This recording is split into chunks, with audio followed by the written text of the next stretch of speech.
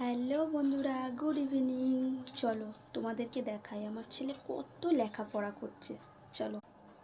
অরণ্য, তুমি কি করছো? লেখাপড়া করছি। এ মা, এ কেমন লেখা? এখানে কোথায়? এখানে অ কই? আন্টি তোমাকে এরকম ভাবে লেখা শিখিয়েছে? হ্যাঁ,